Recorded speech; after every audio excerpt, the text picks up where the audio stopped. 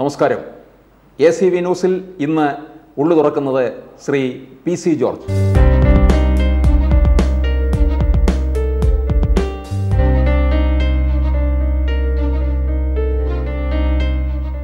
Shri PC George, ഒരിക്കൽ കൂടി സ്വാഗതം.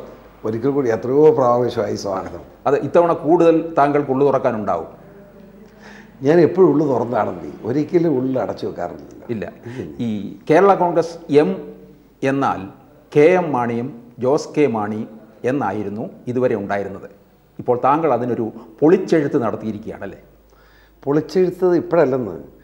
2009 നവംബർ മാസം 11-ാം തീയതി ഞാൻ ഈ മാണി ഗ്രൂപ്പിൽ ലയിച്ചത്. മാണി ഗ്രൂപ്പിലല്ല ലയിച്ചത്, കേരള കോൺഗ്രസ് എമ്മിലാണ്. കേരള കോൺഗ്രസ് എം എന്നുള്ള ഇലക്ഷൻ കമ്മീഷൻ അംഗീകരിച്ച പേര്, അത് മാണിന്ന് എഴുതിയിട്ടില്ല, ജോസഫ് കൊടുത്തു. ഇതൊരു കോൺഫെഡറേഷനാണ്. Mani group plus secular group plus Joseph group. അപ്പോൾ അതനുസരിച്ച് പോകണം. അതിനകത്തുള്ള സ്ഥാനങ്ങളെന്ന് പറയുന്നതൊക്കെ ആരുടെ ഔദാര്യമല്ല, പരസ്പരമുള്ള ചർച്ചയുടെ അടിസ്ഥാനത്തിൽ പാക്കേജ് ആയിട്ടുണ്ടായിട്ടുള്ളതാണ്. അതെവിടെ പോകണം? ഇവിടെ അതല്ല. മാണിയും മകനും മാണിയല്ല, വേറെ ആരും പറ്റുകയില്ല. ഈ മന്ത്രിസഭയുടെ ആദ്യഘട്ടത്തിലെ ലീഗിന് വഴങ്ങിയിട്ടില്ലേ മുഖ്യമന്ത്രി? ലീഗിന് വഴങ്ങിനകത്തൊരു പ്രശ്നമുണ്ട്. അതിനകത്ത് സ്വല്പം ന്യായമുണ്ട് ലീഗിൻ്റെ കയ്യിൽ. കാരണം ലീഗിന് കൊടുത്ത ക്യാബിനറ്റ് റാങ്കുള്ള ചീഫ് സ്ഥാനമാണല്ലോ PC ജോർജിന് തരേണ്ടി വന്നത്. ഒരു പ്രത്യേക മാണി അതറിയാവും, അതും കള്ളത്തരം കാണിച്ചത്. ഇത്രയൊരു നികൃഷ്ടൻ. ഇലക്ഷൻ കഴിഞ്ഞ് റിസൾട്ട് വന്നു. ഇപ്പോൾ ഉമ്മൻചാണ്ടി ജയിച്ചിട്ട് ചോദിച്ചു, അങ്ങനെ ഞാനുമായിട്ട് പോണി സംസാരിക്കുന്നത് 2 ദിവസം മുമ്പ്, ഇലക്ഷൻ റിസൾട്ട് വരുന്നതിന് മുമ്പ്, എത്ര സീറ്റ് കിട്ടി ജോറയെന്ന്. ഞാൻ ചേട്ടൻ എത്രയാണ് കണക്കാക്കുന്നത്? ഞാൻ പറയാം ജോറയോ. ഞാൻ ചേട്ടനൊക്കെ പറ, ഒരു 96 സീറ്റ് കിട്ടുമെന്നാണ് കണക്കാക്കുന്നത്. ഞാൻ ചേട്ടാ 2 പ്രാവശ്യം വേണമെന്ന് പറഞ്ഞു. ഒറ്റ ചിരി പുള്ളി. പിന്നെ എത്ര കിട്ടും? ഞാൻ 75 സീറ്റ് കിട്ടിയാൽ ഭാഗ്യമാണെന്ന് കൂട്ടിക്കൊള്ളാം. 75 സീറ്റ് കിട്ടിയാൽ ഭാഗ്യം. എന്താ ജോറയെ പറഞ്ഞത്? ഞാനല്ലേ ചേട്ടനോട് പറഞ്ഞത്. ചേട്ടനും രമേശ് ചെന്നിത്തല ഒരു 12 സീറ്റ് കളഞ്ഞിട്ടുണ്ട്. ഞങ്ങളെ മാണി ഒരു 7 എണ്ണം കളഞ്ഞിട്ടുണ്ട്. അതും കൂടെ കൂട്ടിക്കൊള്ളാൻ പറഞ്ഞു. അപ്പോൾ ചേട്ടൻ പറഞ്ഞ കറക്റ്റ് കണക്കാന്ന് പറഞ്ഞു. ചോദിച്ചോ, ഉമ്മൻചാണ്ടി ജീവിച്ചിരിപ്പില്ലേ?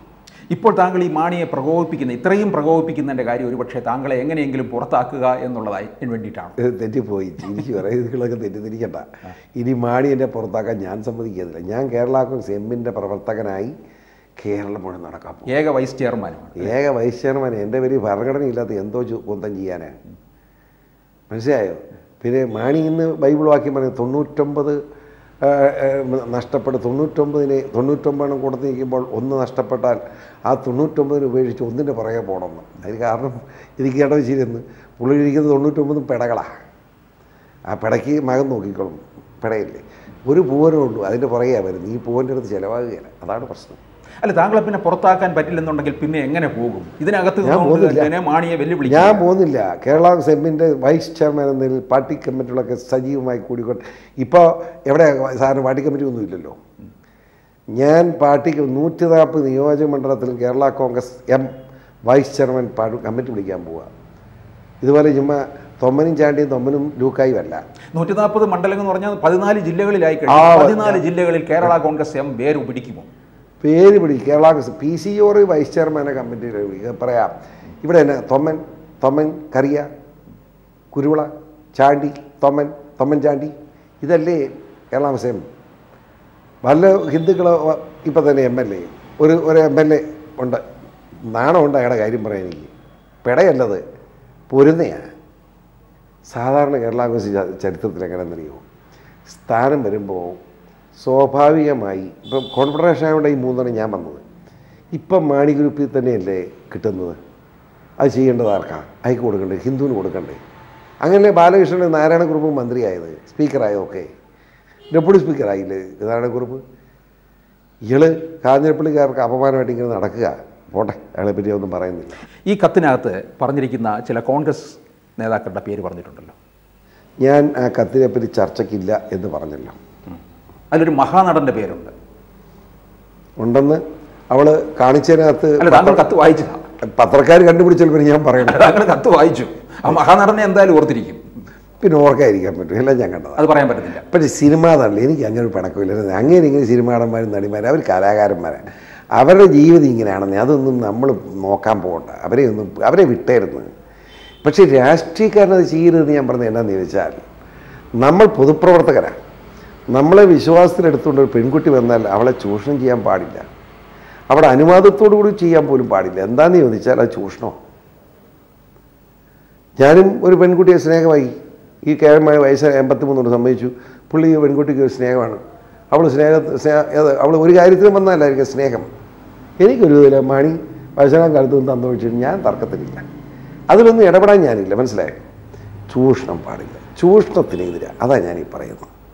പക്ഷേ ഈ സരിത കേസ് തുടങ്ങിയ സമയത്ത് ഈ മറ്റു പാർട്ടികളിലുള്ളവരും ഒക്കെ തന്നെ ഈ ലിസ്റ്റിൽ ഉണ്ടായിരുന്നു. ഇപ്പം ഇതിനകത്തൊരു ഏകപക്ഷീയ സ്വഭാവം വന്നിട്ടില്ലേ?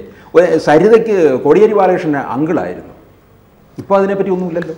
ആ എഴുത്ത് വായിച്ചാൽ എല്ലാം പറയുന്നുണ്ടാകും. കോടിയേരി ബാലകൃഷ്ണൻ ഏതായാലും ചൂഷണം ചെയ്തിട്ടില്ല. ഞാൻ വായിച്ചത് ചൂഷണമില്ല. അതോ ഒരു പിന്നെ ഒരു ഒരു ഒരു ഇപ്പോൾ ഒരു ഇടതുപക്ഷ ആഭിമുഖ്യം കാണിക്കുന്നുണ്ട്? എനിക്കോ? എന്നെ കിട്ടുകയില്ല അതിന്. ഞാൻ UDF ആണ്. ഞാൻ ഈ പറയുന്ന UDF വേണ്ടി തന്നെ പറയുന്നത്. മനസ്സിലായോ? ഒരിക്കലും അല്ല. ആ എഴുത്ത് ഞാൻ വായിച്ചതാണ്, അവൾക്കറിയാവത്. പക്ഷേ ആ എഴുത്ത് ജനമധ്യത്തിൽ കൊണ്ടുവന്ന് ഒരു ചർച്ചയ്ക്കും ഞാനില്ല. അത്രേ ഉള്ളൂ. കാരണം അത് ഒരു കഴിവുള്ളൊരു പെൺകുട്ടിയുടെ ശരീരം കഴുകന്മാരെ കൊത്തിക്കീറപ്പെട്ട ചരിത്രമാണ്. അവൾ അനുവദിച്ചും അനുവദിക്കാതെയും കൊത്തിക്കീറുക.